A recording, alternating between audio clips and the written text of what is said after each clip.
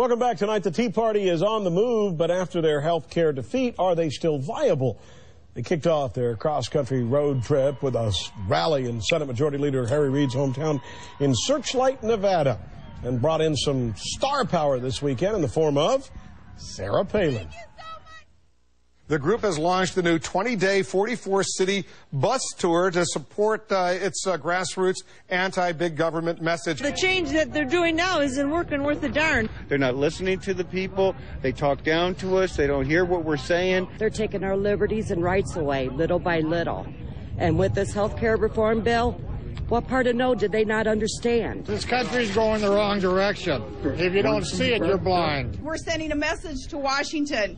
It's loud and it's clear. And in these upcoming elections, we're saying that the big government, big debt, Obama, Pelosi, Reid spending spree is over. You're fired.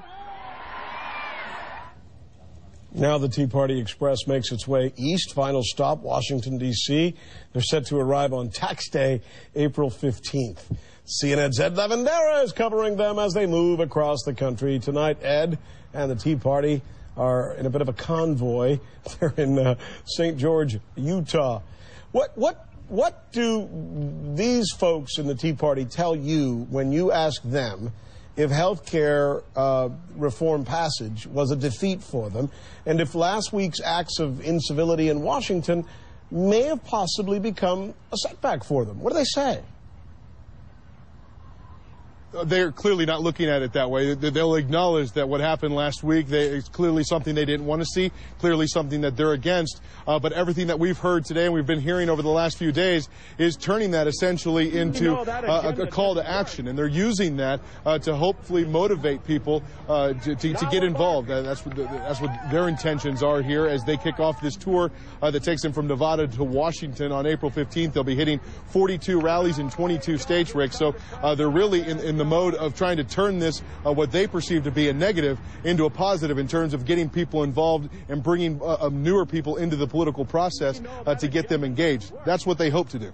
And Ed Lavandera is going to be there with them every step of the way following that. Thanks so much, Eddie. With me now, Florida Democratic Congressman Alan Grayson. You know him. And Jordan Marks, Executive Director of Young Americans for Freedom. Great to have both of you on. By the way, Jordan, you spoke at the Tea Party's convention in Nashville back in February, right? That's right, Rick. I was one of the speakers leading the youth recruitment efforts at the Tea Party National Convention. Jordan, let me ask you a question. I know people are angry out there, but, you know, we've seen some real ugliness. More than 10 congressmen have received death threats. You know, last week when the Tea Party was there in Washington, John Lewis was called in the N-word. Elijah Cummings was spat on. I mean, it goes on and on. A lot of people say that the Tea Party has incited this kind of behavior. What is your response to that? Well, I think it's a shame that people point to the Tea Party as inciting ignorance. It's not something that we should be pointing out and highlighting and giving these people the credibility and the response that they desired. So you don't think, so you think those folks who were doing that are completely different from any of the rest of the folks who attend the Tea Parties, that the people who attend the Tea Parties are not that way? Well, I would put them in the same category as the same people that call the Tea Party organizations or call Freedom Works or call Americans for Prosperity or Young Americans for Freedom, spouting the same ignorance. We basically put them to the side.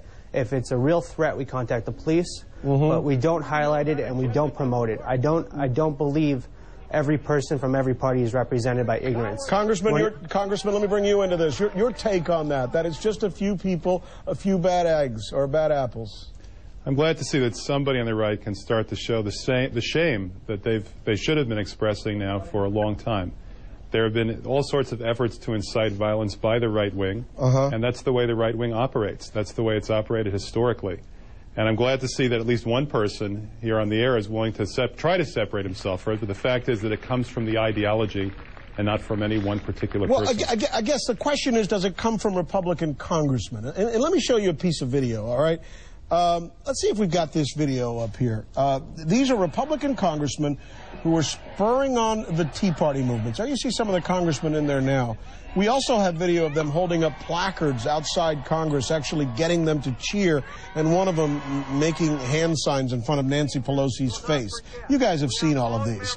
I was there. Well, this is what a lot of the Democratic congressmen, folks like Alan Grayson, says proves that the Republican Party is not only aligned with the Tea Party movement, but has actually created the heated rhetoric that has caused some of those acts of incivility that we have seen. How would you respond to that? Well, I would hate to believe that Chairman Steele, an African-American, would go and be one of the people to incite these, you know, the responses and really the disgusting behavior of a few individuals. I don't think he also wait a minute. Are you saying that because Chairman Steele is an African-American, he's incapable of using heated rhetoric that may cause someone to become or say something racist? Well, I don't think he was calling for people to have racist response. Well, I'm not talking about Chairman Steele. I'm not talking about Chairman Steele. I am talking about the congressmen who were outside, and I don't know, do we have that picture? We don't have that. All right. Well, they were holding up placards. Well, I mean, are you going to judge the entire Democratic Party by a few people that hold up Nazi symbols at their rallies? I think this is a double standard that we're seeing here. I think it's a double standard that we're seeing here.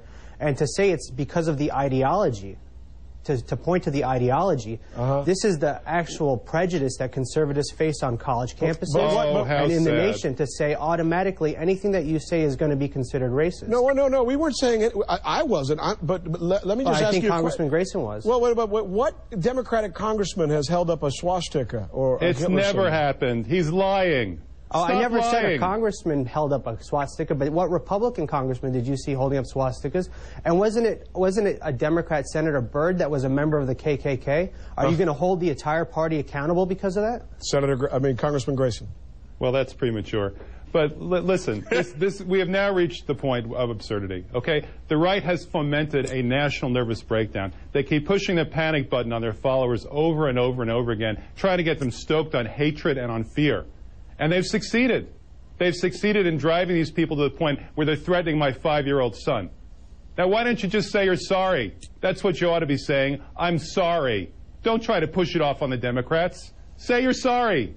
Well, apologize to my 5-year-old. I don't think the Tea Party should be accepting responsibility for this. The Republican Party should not be accepting responsibility for this. The Democratic Party should not be accepting responsibility for this. Individuals need to accept responsibility. When you You're said not that accepting the healthcare bill was responsibility. similar to a Holocaust, they didn't hold the You were Democratic in that Party crowd. responsible. You were cheering. You went ahead and apologized as for your individual remarks. What, am I wrong? Did you apologize for saying that this health care bill is going to cause, if it's not passed, is going to cause a Holocaust? You know, listen, and you people apologize like for it, is that right? People like you, and it's very apt that your name is Marx. People like you, your dreams turn into other people's nightmares, and it's time you owned up to it. We as conservatives believe we have winning principles, and we stick by these principles. Small principles government, are violence. low taxes. I don't think anywhere in my principles hatred, are and hatred. violence. In fact, in the charters of my personal organization, it says if you are a person that does do the so-called acts that happen towards these congressmen, you're kicked out of my organization. Oh, you can go yes, look it up online. We're a public organization. See if that helps to bring back the dead. Let me ask you, I don't understand how that has to do with anything with bringing back the dead. What did you mean Was by somebody that? killed? What did you mean by that, Congressman, about bringing What back I meant the dead? is that these are death threats, including one to my 5-year-old son. Now, if they're actually acted upon, do you think expelling someone from your organization of 12 people is somehow going to bring back my son? Well, Congressman, how do you know that these are Tea Party members? How do you know that these are registered? Because these aren't it's the registered same Democrats. people who How do you know they're not demonstrate registered Democrats? and Have you chant looked up their over and over registration? again, no health care, no health care. Think about that. No health care. Oh, That's I'm what not they're disagreeing. chanting. I was at the rally and I cheered and I chanted no health care. Yes, reform. that's True right. reform. That's what we're calling for. People we like want you health have care this reform, not people the like health you care have reform this that took place in tremendous this bill. ability to withstand other people's pain and not your own. We'll leave it at that. I've been gentlemen, threatened personally, and I don't think I hold any particular party or any group responsible unless they wrote in that letter that that group apologize. We leave it at that. Gentlemen, Jordan, thanks so much. Congressman Grayson, we appreciate you coming on and announcing that you'll soon be a senator from the state of Florida. Well, you know, it's just a shame. By the way, I have to ask you, Rick, are they paying you time and a half for overtime tonight? Oh, you saw me on 3 and 4, right? Yes. Well, I appreciate that. And kudos to you as well. Jordan, good guest. I appreciate the spirit of the conversation. Thank you very much. And, you know, I just want to say before we leave that these are good people out there. They're hardworking Americans, and that they can't be lumped in by the random death threats that are taking place. Nobody's using and those people should stop that. We understand what you're saying, and we appreciate your point of view. Congressman, we appreciate you as well. My thanks to both of you. Thank you. Here's what else we're going to be following for you. President Obama's polls